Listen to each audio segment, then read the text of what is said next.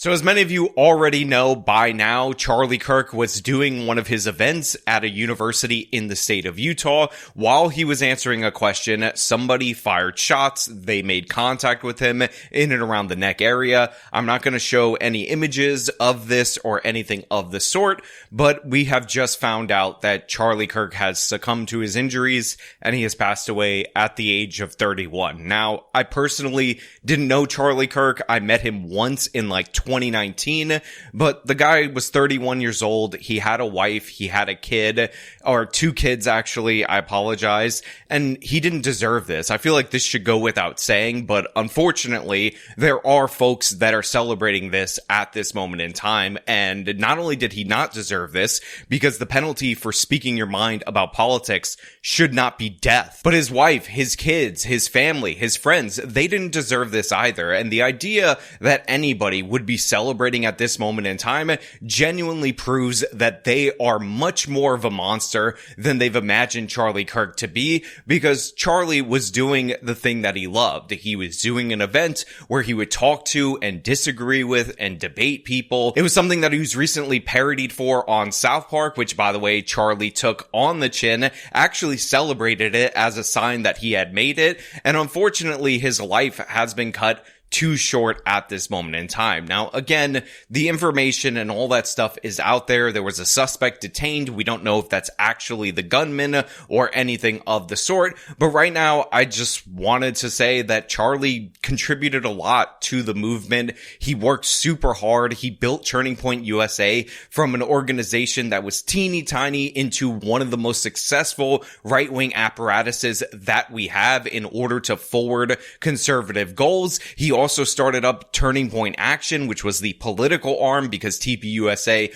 was, of course, the nonprofit. And while you're gonna see a lot of terrible, horrible reaction, you're gonna see the most awful takes, the most disgusting people proving exactly who they are. Today, it's about Charlie Kirk. It's about his family. It's about sending them love and support, because the man was gone too soon. Again, I don't know how else to say he didn't deserve this fate. Again, I don't know how else to say how horrible this is, how disgusting this is, how terrifying this is. I mean, I don't do as many live events as the young Mr. Kirk did in his lifetime, but I do these events occasionally. I'm up on stage. There's lax security. This is always a concern that even somebody who is not as popular, not as notable as Kirk has in the back of their mind. And Charlie Kirk, again, was killed because he was speaking out against what he thought was wrong in the world, something that nobody should have to suffer from, left, right, or center. And the idea that Charlie Kirk was this extremist or this evil person, it's just absurd, it's ridiculous, and this is not how you address disagreements with one another. So yeah, while I give credit to everybody who condemns this wholeheartedly, the fact is, we know that there's a darker side that we're all going to be witnessing on the internet.com. We're all going to have to confront, because many of people think that this is something to jump for joy over or to celebrate, and it's just wrong. It's depraved, it's immoral, and it just goes to show you how far away from what this country should be we've gotten and what Charlie Kirk was actually working towards. Now, I want to share a tweet from Charlie Kirk that he actually posted in April, because it is unfortunately very prophetic for what has happened to him. Assassination culture is spreading on the left. 48% of liberals say it would at least be somewhat justified to murder Elon Musk. 55% said the same about Donald Trump. In California, activists are naming ballot measures after Luigi Mangione. The left has been whipped up into a violent frenzy. Any setback, whether losing an election